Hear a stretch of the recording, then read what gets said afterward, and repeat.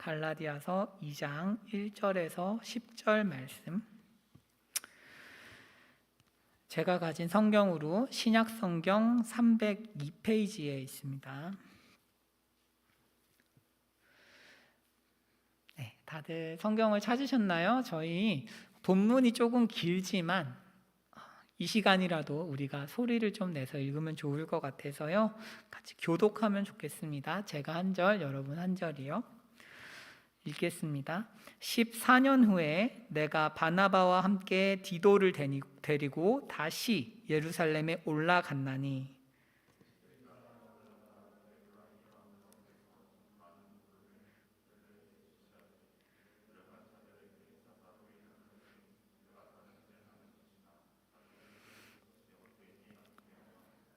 그러나 나와 함께 있는 헬라인 디도까지도 억지로 할례를 받게 하지 아니하였으니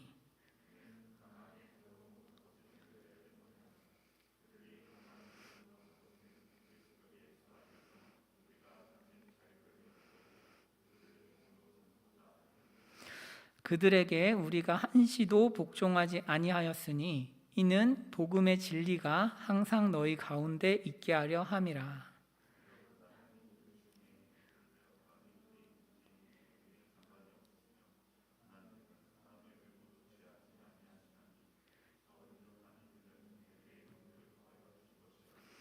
도리어 그들은 내가 무할례자에게 복음 전함을 맡은 것이 베드로가 할례자에게 맡음과 같은 것을 보았고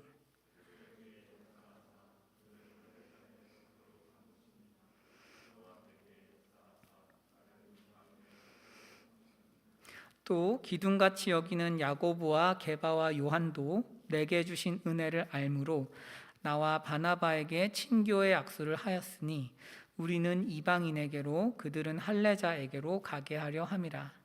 다만 우리에게 가난한 자들을 기억하도록 부탁하였으니 이것은 나도 본래부터 힘써 행하여 왔노라. 아멘. 여러분, 인생은 여러 번 주어지지 않죠. 한 번입니다. 인생 한 번이기 때문에 너무 귀한 거죠. 너무 귀한데 그래서 우리는 좋은 삶을 살아야겠습니다. 그렇죠? 좋은 삶을 살아야 하겠는데 좋은 삶을 살려면 어떻게 살아야 할까요? 어려운 철학적인 논의를 떠나서 우리 삶에 다가오는 문제들을 잘 해결해야겠죠. 우리 삶에 끝도 없이 오는 문제들, 사소하게는 과제 하나부터 시작해서 좀 더 크게는 인생의 어떤 가장 큰 나의 진로를 바꿀 만한 그런 선택의 앞에서 우리가 그런 선택과 어떤 문제를 해결하는 지혜가 있어야 하는 거죠. 그래서 여러분, 좋은 삶이라는 것은 사실은 좋은 선택의 누적이죠. 좋은 삶을 내가 살고 싶으면 가만히 앉아서 되는 것이 아니라 좋은 선택을 계속 누적해야 되는 거죠. 반대로 나쁜 삶이라는 것은 그냥 나쁜 선택을 반복하면 나쁜 삶이 되는 거죠. 여러분, 우리가 이 구절로 오늘은 시작하면 좋겠는데요. 한번 우리 아리스토텔레스 이야기를 한번 들어볼까요? 아리스토텔레스가 이런 말을 했어요. 제비 한 마리가 날아온다고 하루아침에 봄이 오지 않듯 사람도 하루아침에 또는 단기간에 행복해지지는 않는다. 참 중요한 것 같아요. 인간이 예배를 한번 드린다고 행복해지지 않습니다. 저도 그렇게 되면 참 좋겠는데 많은 경우 그렇게 되지 않습니다. 하나님께서는 예배를 통해서 우리를 부르시고 은혜를 주시는 게 분명하지만 그럼에도 불구하고 정말 멋지고 은혜스러운 예배, 그 감격 뒤에는 때로는 댁에 돌아가셔서 아무것도 변하지 않는 현실을 마주할 때도 있죠. 사실은 어떤 경우에 그것이 더 일반적이고 예배 시간에 내가 듣는 말씀과 상치되는 현실을 마주할 때 우리의 절망감도 더 느끼곤 합니다. 하지만 여러분, 예배 한 번에 변하지 않고 물론 본질적인 영역에선 변하지만 현상 가운데로, 내 삶 가운데로 올라오기엔 시간이 걸리죠. 여러분, 좋은 선택을 누적해서 하십시오. 반복해서. 지금 여러분들이 앉아 계신 것처럼요. 그래서 오늘은 저희가 뭘 할 거냐 하면요, 어떻게 하면 좋은 선택을 반복적이고 지속적으로 해서 내 삶을 좋게 할 것이냐에 대한 지혜를 얻어보려고 해요. 그래서 정말 내 인생에 봄이 오면 좋겠다 이거죠.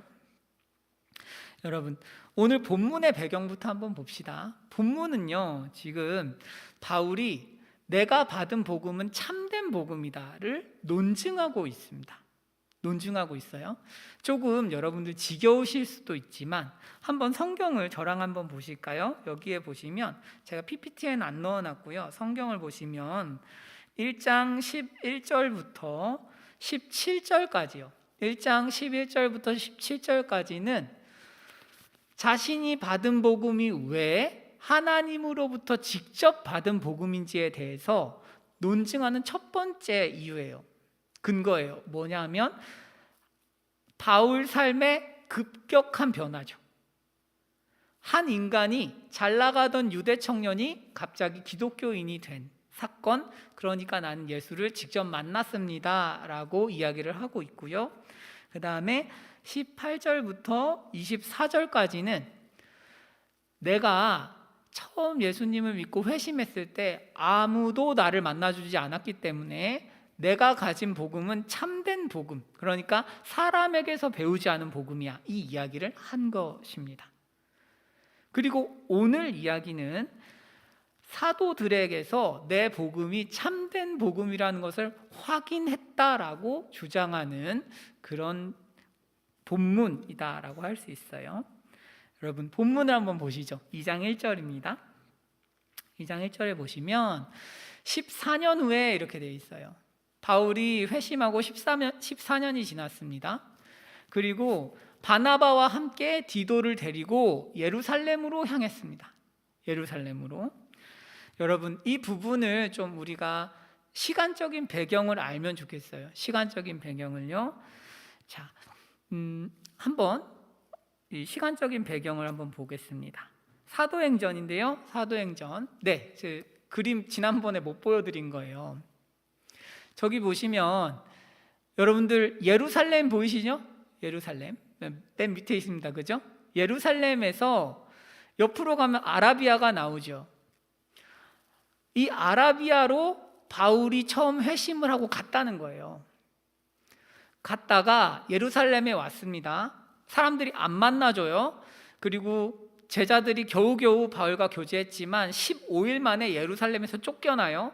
그래서 간 곳이 가이사랴를 통해서 다소로 간 거예요. 다소에서 10년 있었습니다. 10년 있었고, 지금 오늘 시간적인 배경이 돌아가는 곳이 수리아의 안디옥입니다. 안디옥. 바울의 인생은 안디옥 교회가 생기면서 급격한 변화를 맞이하게 되는데요. 예루살렘 교회에 대한 이야기입니다. 한번 다음 보실까요? 사도행전 배경을 봅시다. 지금 어떤 상황이냐 하면, 여러분들 사도행전에 보시면 핍박당해서 죽는 사람이 한 사람 나와요. 스데반이라는 사람인데, 스데반이 죽고 나서 예루살렘 교회가 박해를 강하게 당합니다. 강하게. 더 이상 예루살렘에서 정상적인 신앙생활을 할 수 없게 되었기 때문에 예루살렘 교회가 흩어져요. 교인들이. 여러분들이 막 흩어진 거죠. 흩어져서 이곳 저곳에 가서 복음을 전하기 시작한 거예요. 그래서 도달한 곳이 어디였냐면 안디옥이었습니다. 안디옥에서 우연히, 여러분 이건 정말 우연히, 의도가 없었어요. 이 당시만 해도 구원을 기독교인이라고 할지라도 민족적으로 생각했어요. 유대인 중에 예수를 믿는 사람이 구원받는 거야, 이렇게 생각했지 이방인을 구원의 대상에 넣지도 않았어요. 그래서 사실 사람들은 이방인에게 복음을 전한다는 것이 굉장히 어색한 일이었는데요. 그런데 꼭 눈치 없는 애들이 있잖아요. 눈치 없는 애들이 멋모르고 헬라인한테 복음을 전해버렸습니다. 야, 예수님 믿으면 구원을 받는데. 메인스트림은 아닌데 곁가지로 아무것도 모르는 사람들이, 보통 사람들은 유대인에게만 복음을 전하는데 이 사람들은 독특하게 헬라인에게 복음을 전한 거예요. 그런데 놀랍게도 헬라인들이 그냥 지나가면 되는데 너무 열정적으로 예수를 믿은 거예요. 그게 그런 사람들이 모이고 모여서 만들어진 곳이 어디냐면 안디옥 교회입니다. 안디옥 교회. 안디옥에서 이방인들이 예수님을 믿고 구원을 받았다는 소식이 들리니까 예루살렘 교회에서 뭐 해야 돼요? 담임 목사를 파송한 거예요. 우리로 치면 뭐 가르쳐야 되니까 담임 목사 파송해야 돼요. 그래서 담임 목사가 누구냐? 바나바입니다. 바나바. 오늘 보시면 22절에 이렇게 돼 있죠. 예루살렘 교회가 이 사람들의 소문을 듣고 바나바를 안디옥까지 보냈습니다.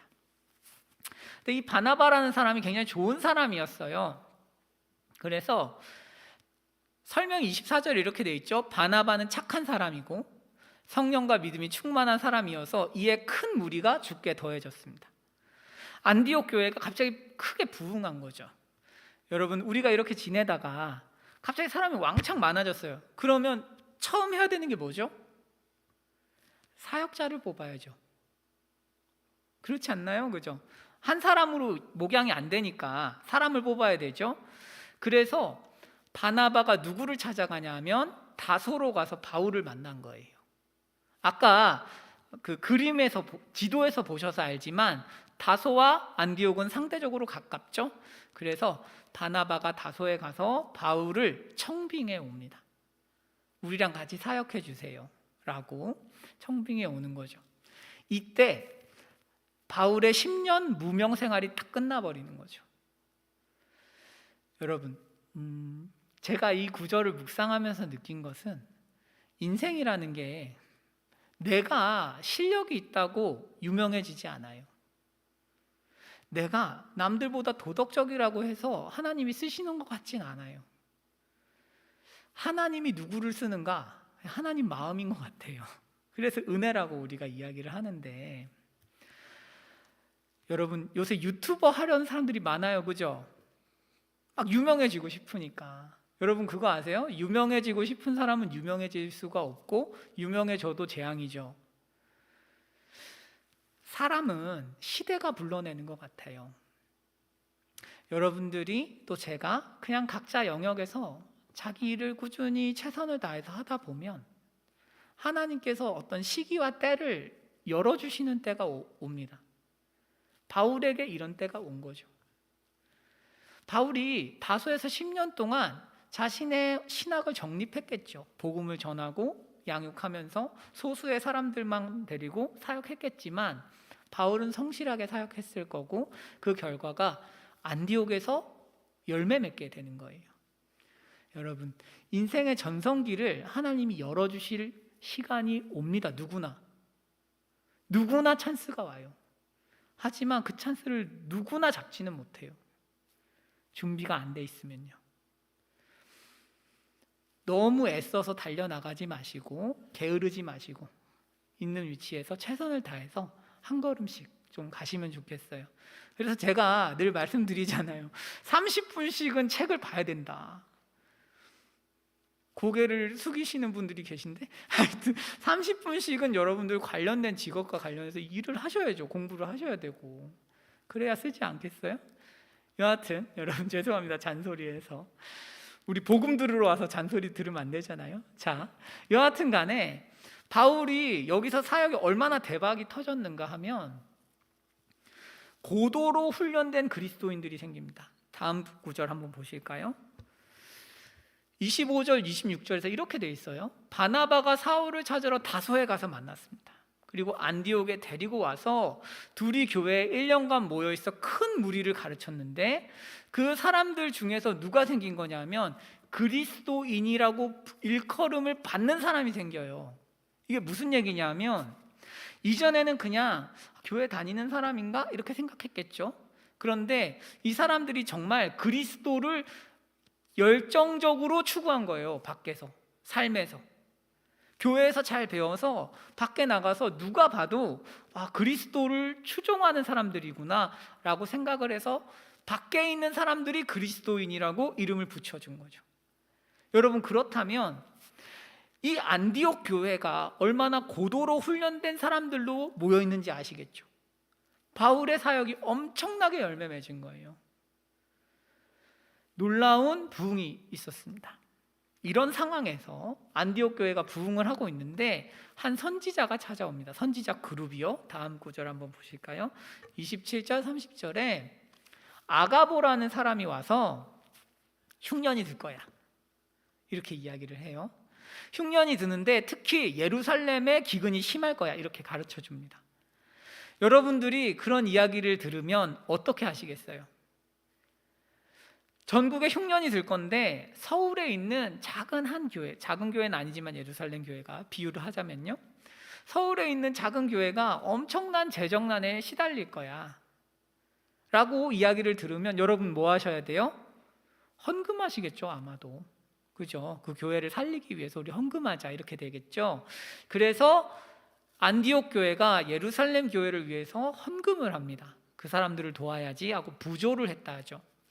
그리고 이것을 가지고 바나바와 사울이 장로들에게 간 거예요. 어디로? 예루살렘 장로들에게 간 거죠.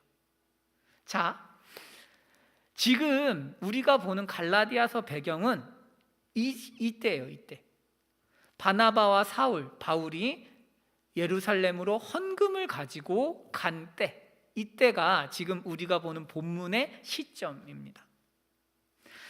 여러분, 바울이 잘 생각해 보시면 바울은 지금 교회에 아주 필수적인 사람이기 때문에 함부로 자리를 비워서는 안 됩니다. 바나바만 가면 되죠. 굳이 바울까지 갈 필요가 없죠. 친한 사람들이 아니에요. 서로 잘 몰라요. 그러니까 갈 필요가 사실은 없어요. 하지만 바울이 굳이 이렇게 헌금을 전달하기 위해서 간 이유가 있습니다. 이유가 뭐냐면 그 다음 구절 2절이거든요. 갈라디아서 2장 2절에 이렇게 돼 있죠. 계시를 따라서 올라가라고 했어요. 하나님께서 바울에게 예루살렘 사도들을 만나라고 하신 거예요. 왜 그럴까요? 바울이 작게 사역할 때는 바울의 복음이 조금 남들 보기에 특이하더라도 큰 문제가 되지 않아요. 하지만 바울이 지금 안디옥에서 엄청난 사역을 하고 있기 때문에, 숫자적으로요, 엄청난 사역을 하고 있기 때문에 이제는 그 영향력 때문에라도 예루살렘 사도들과 복음이 맞는지 아닌지를 확인할 필요성이 생긴 거예요. 교회가 커지면 설교가 점검받죠. 늘 그래요. 여하튼 간에 마찬가지예요. 바울도 자기가 전한 메시지를 예루살렘 사도들 앞에서 전하고, 또한 예루살렘 사도들이 그래, 그게 복음이 맞다라고 확인하는 절차가 필요했던 거죠. 만약에 그게 되지 않으면 바울의 사역이 한순간에 날아갈 수도 있는 거예요. 들어보니까 예루살렘 사도들이 바울이 전한 복음하고 다른 복음이라던데? 라고 이런 식으로 이야기가 돌면 힘드니까요. 이해 가시겠죠? 조금 어렵지만 따라오고 계시죠? 네. 그래서 우리가 조금 정제된 언어로 이 부분을 좀 이해하시면 좋겠어요. 다음 한번 보여주시겠어요? 네, 한번 여기 보세요. 한편으로 바울은 자신의 복음에 담긴 진리를 확정하기 위해서 예루살렘 사도들의 어떤 승인이 필요한 건 아니었어요. 바울은 정말 하나님께 복음을 받았기 때문에 예루살렘 사도들이 뭐라고 하든지 자기가 복음 받은 게 맞아요. 하지만 다른 한편으로는 그들이 바울에게 동의하는 것이 중요했어요. 예루살렘이 바울과 의견을 달리하면 그럴 리가 없지만요, 그들의 견해가 바울이 세운 교회에 알려지면서 그의 사역이 흐트러지기 시작할 가능성이 있기 때문이다. 자, 이해 가시겠죠? 죄송합니다. 그렇게 재밌는 얘기 아닌데 제가 너무 열심히 설명드리고 있어가지고 조금 지겨우실 것 같은데, 이제 곧 어려운 얘기들 끝나니까 기다려주세요. 자, 이런 상태였어요. 이런 상태였는데 한 사건이 발생합니다. 사건. 자, 다음 한번 보실까요? 이때 예루살렘으로 올라갔을 때 어떤 사건이 터진 거예요. 디도 사건이 터집니다. 디도. 이게 무슨 얘기냐 하면, 디도가 갔는데 사람들이 디도에게 계속 할례를 받으라고 하는 거예요. 디도는 이방인이었기 때문에 할례를 받지 않았습니다. 말하자면 이렇게 주장한 거예요. 그래, 디도야, 예수님 믿었어? 구원 받으려고? 그러면 구원을 확실하게 하려면 할례도 받아야 돼. 이렇게 이야기를 한 거죠. 그러니까 바울이 할례를 안 받고 싸워요. 아닌데 구원에는 믿음만 있으면 되는데 하면서 싸웠어요. 그래서 디도가 할례를 받지 않았습니다. 이게 굉장히 중요해요. 왜 중요하냐? 그 자리엔 누가 있었어요? 예루살렘 사도들이 있었거든요. 예루살렘 사도들이 바울 편을 든 거예요. 바울 편을 들어서 그래, 디도는 할례를 안 받아도 돼, 이렇게 결정을 내린 거죠. 자, 여러분 조금만 더 한번 집중해 봅시다. 여기 보시면 이 문제는 사실 지금 갈라디아 교회가 겪고 있는 문제랑 똑같은 거예요. 갈라디아 교회에 와서 거짓 교사들이 이렇게 이야기했어요. 구원 받았어? 예수님 믿고 구원 받았구나. 하지만 그 구원은 반쪽짜리 구원이야. 할례를 받아야 정말 구원 받은 거야. 이렇게 이야기를 하고 있었습니다. 그리고 갈라디아 교인들은 그것 때문에 혼란스러웠어요. 내가 구원을 받은 게 맞나? 문제는 그런 사건이 언제도 있었다는 거예요. 디도에게도 동일하게 있었습니다. 동일하게. 디도 역시도 동일한 사건을 겪은 거예요. 예루살렘에서 디도 믿었어? 그럼 할례도 받아야지. 이렇게 동일한 사건이 있었고 그때 할례를 받지 않음으로써 문제가 종결됐던 거죠. 자, 바울이 이 이야기를 통해서 우리에게 하고 싶은 게 뭘까요? 무슨 말을 하고 싶을까요? 이런 얘기죠. 갈라디아 교인들아, 사실 너희가 겪은 일은 이미 내가 겪었던 일이야, 이 얘기죠. 여러분, 이게 굉장히 중요합니다. 전도서에서 이렇게 이야기를 해요. 해 아래에 새 것이 없다. 우리가 겪는 문제들은요, 사실 다른 사람들도 다 겪는 문제들이에요. 이게 굉장히 중요합니다. 굉장히. 나만 이런 고민과 나만 이런 죄성과 싸우고 있는 게 아니고 믿음의 선배들도 이 싸움을 같이 했다는 게 중요해요. 그리고 그 사람에게 지혜를 구하려고 애쓰는 것이 너무 중요합니다. 이해 가실까요? 여러분, 제가 예수님을 믿으면서 성도들 이렇게 보잖아요. 목양이라는 게 뭐라고 생각하세요, 여러분? 양육이 뭘까요? 제자가 된다는 게 뭘까요? 신앙적으로 성숙해진다는 게 뭘까요? 하나님의 뜻을 이해하는 거죠.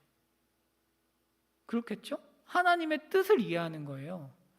하나님께서 이 상황에서 나에게 무엇을 요구하시는지를 이해하는 게 신앙이에요.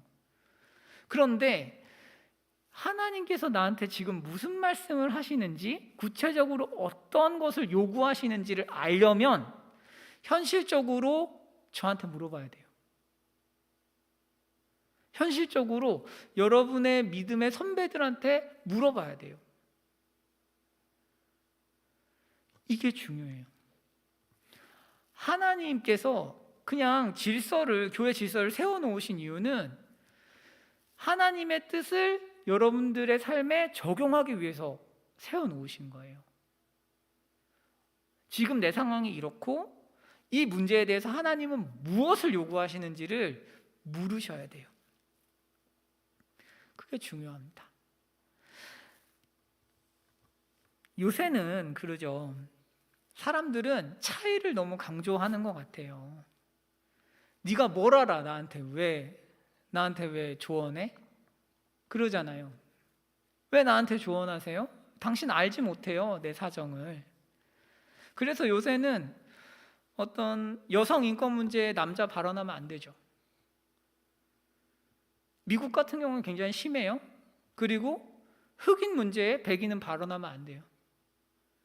정체성 정치라고 하는데, 여러분, 하지만 문제는 뭐냐면 인간은 차이점 때문에 서로 간의 차이점이 옳은 말을 옳지 않은 말로 만드는 건 아니에요. 옳은 말은 옳은 말이에요. 중요한 것은 여러분 얼마나 내가 하나님의 뜻을 정확히 구할 수 있는가, 하나님의 뜻을 정직하게 구하고 있는가가 중요하죠. 우리는 인간으로서 공통점이 더 크거든요, 사실. 차이점 때문에 말을 하지 마라 그러면 여러분, 노예제는 누가 폐지했을까요? 흑인이 폐지했을까요? 백인이 폐지했어요. 너무 차이를 강조하지 마세요. 너무 차이를 강조하면서 내 사정은 아무도 몰라, 난 너무 특별한 일을 겪고 있어, 아무 말도 안 듣겠다는 얘기죠, 사실은. 그래서는 안 되겠습니다. 여러분, 성경에서 이런 얘기가 있어요. 여러분, 아합을 아실까요? 아합이 죄를 짓고 있었어요. 하나님을 떠났어요. 그때 엘리야가 옵니다. 엘리야가 와서 아합에게 이렇게 이야기하지 않아요. 아, 그래, 아합 너는 참 힘들었겠다. 네 아내도 참 못됐고 너도 못됐고 그래서 어쩔 수 없이 죄를 지었겠지, 뭐 이렇게 이야기하나요? 그러지 않아요. 아합에게 정확히 지적하죠. 그렇게 살면 죽는다. 하나님의 뜻을 정확히 받는 게 중요해요. 여러분, 아합의 입장을 공감해 준 사람은 오히려 이세벨이에요. 이세벨. 자기 아내 이세벨이죠. 아합이 나봇의 포도원을 보고 너무 가지고 싶었는데 나봇이 그걸 거절하니까 아합이 들어 누워요. 가지고 싶다. 들어 누워요. 그러니까 뭐라 그래요? 이세벨이 걱정하지 마, 내가 처리해 줄게 하고 나봇을 죽여버립니다. 이세벨이 가장 아합의 속마음을 잘 알았죠? 하지만 도움이 되지 않았어요. 여러분, 하나님의 뜻을 잘 구하고 계십니까? 혹시 문제에 대해서 너무 자기만 특별하게 여기고 계시진 않아요? 내 문제는 아무도 해결하지 못해. 여러분, 그렇지 않습니다. 상황의 특수성을 너무 강조하지 마세요. 네가 내가 처한 상황을 알아? 그러니까 내가 하나님을 똑바로 안 섬긴다는 걸 네가 뭘 알아? 이런 식으로 해서는 안 되겠습니다. 선배들한테 물어보세요. 말씀은 영원한 하나님 말씀이에요. 영원한 하나님 말씀. 그렇기 때문에 여러분들이 하나님의 뜻을 구해서 사시면 인생을 처음 사는 것처럼 살지 않아요. 처음 보는 문제지만 말씀 안에서는 이미 수십 번, 수백 번, 수천 번 해결됐던 문제이기 때문에 말씀 안에서 정확하게 반응하면 100회차 이상의 인생을 살 수 있는 거죠. 그게 우리가 인생을 좋게 만드는 유일한 방법입니다. 인생을 귀하게 여기신다면 자꾸 물어보세요. 하나님 뜻이 뭘까? 하나님 뜻이 뭘까? 지금 내가 이러이러한 고민을 하고 있는데 하나님 뜻이 뭔지 모르겠습니다. 어떻게 구체적으로 적용을 해야 할까요? 여러분, 그것이 전승되는 게 기독교 공동체인 거예요. 그래서 그런 질문이 없이 그냥 우리가 그냥 모임하고 웃고 떠들고 그러라고 소그룹이 있는 게 아닌 거죠. 물론 우리가 교제가 더 많으면 좋겠지만요. 자, 문제는 여기에서 제가 경건한 사람들의 지혜를 얻는 게 중요하다고 말씀드렸지만 이 경건한 사람들과의 관계가 굉장히 중요합니다. 관계가. 교회 안에서의 질서를 어떻게 이해할 건가 굉장히 중요해요. 한번 다음 보실까요? 6절에서 10절입니다. 여러분, 6절에서 10절을 제가 하나에 이렇게 넣어놨는데요. 자, 한번 읽어볼게요. 유력하다는 이들은 누구냐면 예루살렘 사도들이에요. 사도들이 내게 의무를 더해준 게 없어. 복음을 더하지 않았다는 얘기예요.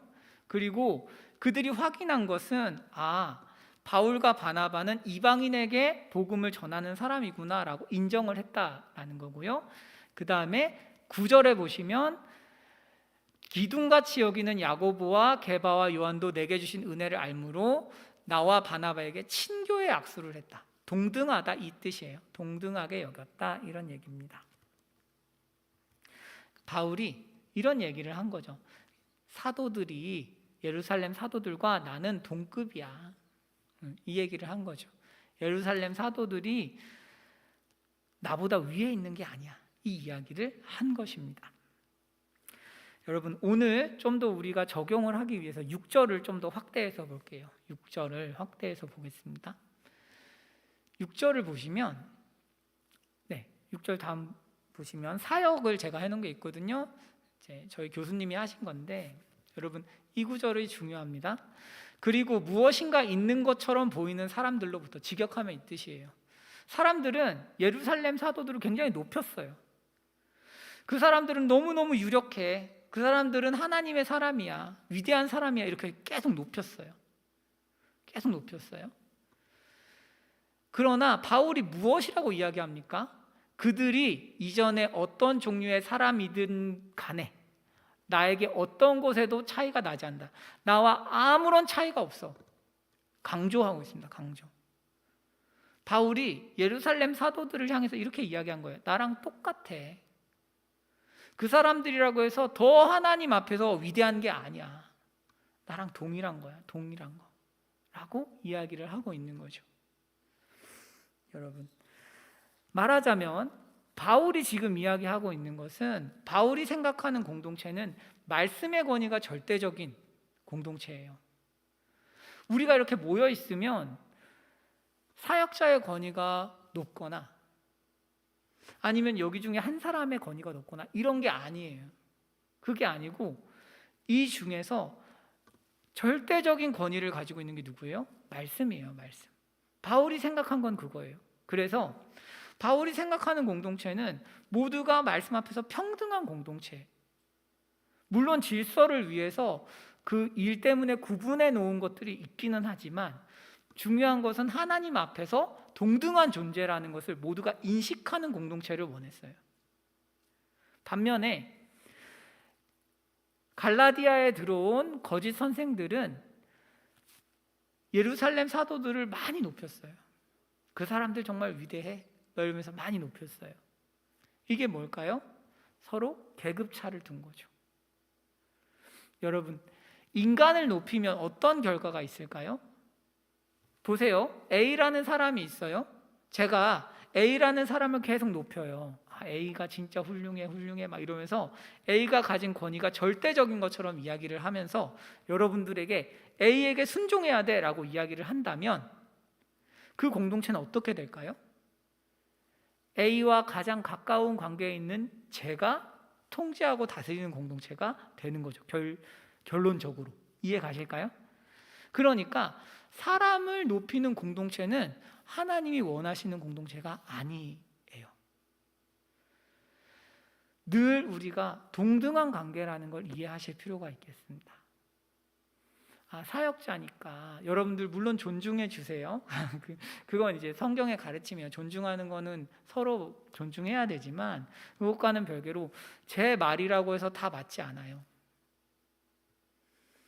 제가 성경을 여러분들에게 적용하는 가운데에서 틀릴 수도 있어요. 제 지혜가 모자라서요. 그리고 제 욕심 때문에 때로는 여러분들에게 뭔가 잘못된 것들을 보여줄 수도 있어요. 그러니까 전도사님이 말씀하시면 다 맞아, 사역자가 말하면 다 맞아, 그렇지 않아요. 말씀이 맞는 거죠. 말씀이 맞는 거고 여러분들은 그것을 검열하시는 입장에 있는 거죠. 여러분, 조금 이게 어려운 말이긴 하지만 굉장히 중요합니다. 왜냐하면 인류의 역사는 늘 누군가 위에 있는 역사예요. 누군가 다스리고 그러니까 소수가 다스리고 다수가 지배받는 역사죠. 그래서 우리가 그게 다 익숙해요. 사실은 어디에 여러분들이 어느 조직에 가셔도 그것들을 자연스럽게 받아들이신다고요. 그리고 교회도 그렇게 이해하실 가능성이 높아요. 자기도 모르게. 아니 그냥 나는 순종만 하면 되지, 아무 하나님 앞에서 책임이 없는 것처럼 모든 걸 이렇게 사역자한테 맡기는 그런 식으로 사실 한국 교회가 많이 가죠. 그래서는 안 돼요. 여러분들 개개인이 모두 하나님 앞에서 책임이 있으시고 자기 신앙생활을 자기가 똑바로 해야 하는 책임이 있는 거죠. 하나님 앞에서 절대적으로 자유한 개인으로서 여러분들이 자기 인생의 책임을 지고 있는 거죠. 중요합니다. 아주 중요해요. 여러분, 조금 더 정제된 언어로 좀 우리가 이 내용을 저렇게 중구난방으로 제가 설명을 드렸는데 한번 정리하면 다음과 같습니다. 여러분, 오늘 이거 하면 끝나요? 좀만 참으세요. 이렇게 그 권위와 그 권위를 지닌 자들은 말하자면 교회의 직분자들이에요. 저 같은 사역자 혹은 뭐 장로님, 권사님, 뭐 집사님 뭐 이런 분들이죠. 리더들까지. 권위와 그 권위를 지닌 자들은 그리스도가 교회를 세우기 위해서 교회에 주는 거예요. 그러니까 교회에 하나님께서 질서를 세우기 위해서, 질서를 세워야 사랑할 수 있으니까 그것을 위해서 직분자들을 세워주신 거예요. 그래서 교회는 어떻게 해야 돼요? 그들을 인정하고 존경하며 복종하고 순종해야 돼요. 우리의 룰이에요. 기본적인 서로 존중하고 서로 복종하고 룰이에요. 그러나 여러분 여기 중요해요. 그러나 그리스도가 교회에 은사들과 직분들과 권세들을 주었다고 해서 그것이 여러분과 하나님 사이에 존재하는 어떤 사람, 어떤 권위, 어떤 계층이 따로 있는 게 아니에요. 그런 게 아니고요. 교회는 영적인 권세들과 치리와 직분에 복종해야 하지만 역으로 그 권세와 치리와 직분은 교회가 판단하는 거예요. 검열하는 거예요. 고린도전서에 검열하라고 돼 있어요. 그러니까 무슨 얘기냐 하면 예언을 검열하라 그래요. 서로 선지자들이 예언을 하면 서로 검열해 줘라. 예언은 말씀이거든요. 말씀이 맞는지 검열하라는 이야기죠. 여러분, 결론적으로 오늘 좀 이렇게 본문이 어려워서 여러분들에게 이렇게 한 문장으로 잘 정리를 못 해드려서 죄송한데 이런 얘기예요. 정리하면 삶의 문제들을 향해서 여러분 하나님께 꼭 물으십시오. 꼭 물어보세요. 하나님, 제가 이 남자를 만나야 될까요?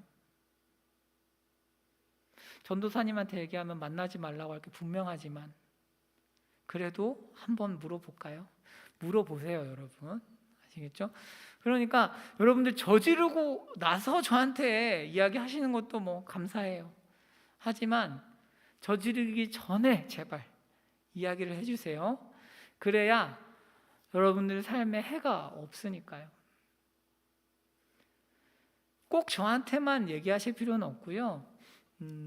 리더들한테도 물어보세요. 여러분들이 겪으시는 수많은 문제들을 리더분들 다 겪으시죠.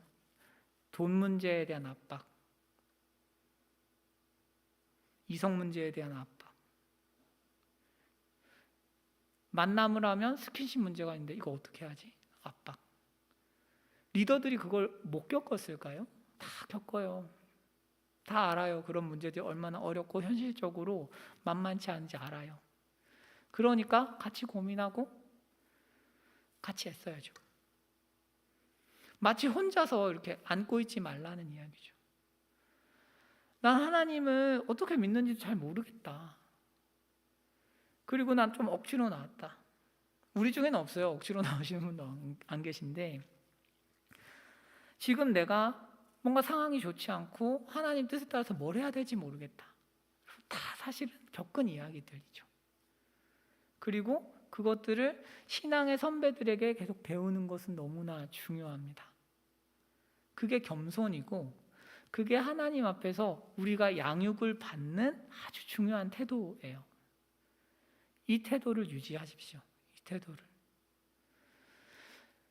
또한 한편으로는 여러분 그렇다고 해서 그렇게 조언을 듣다 보면 한 사람을 우상시할 가능성이 생겨요. 오, 이 사람이 한 말은 다 맞네. 이렇게 될까봐 뒷부분을 제가 다룬 거예요. 사람들은 예루살렘 사도들의 말이 물론 좋고 아름다운 말들, 정확한 말들이었으니까 그랬겠지만요. 예루살렘 사도들을 너무 높였어요. 그러면 또 안 돼요. 그냥 우리 서로 인간이니까 하나님 주신 권위 아래에서 우리가 서로를 말씀이 이렇게 이야기하는 것 같아 라고 겸손하게 서로 권면할 수 있지만 그렇다고 해서 제가 만약에 어느 날 미쳐가지고 여러분들한테 이렇게 말하면 안 돼요. 제 말이 하나님 말씀이에요.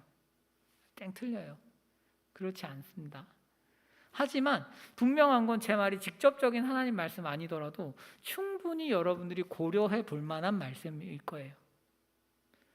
그래서 여러분들께서 하나님의 뜻을 정말 잘 구해보세요. 늘 자기도 기도하시고 또 저한테도 물어보시고 리더한테도 물어보시고 우리가 한 성령 안에 있기 때문에 그런 것들로 체킹이 되죠.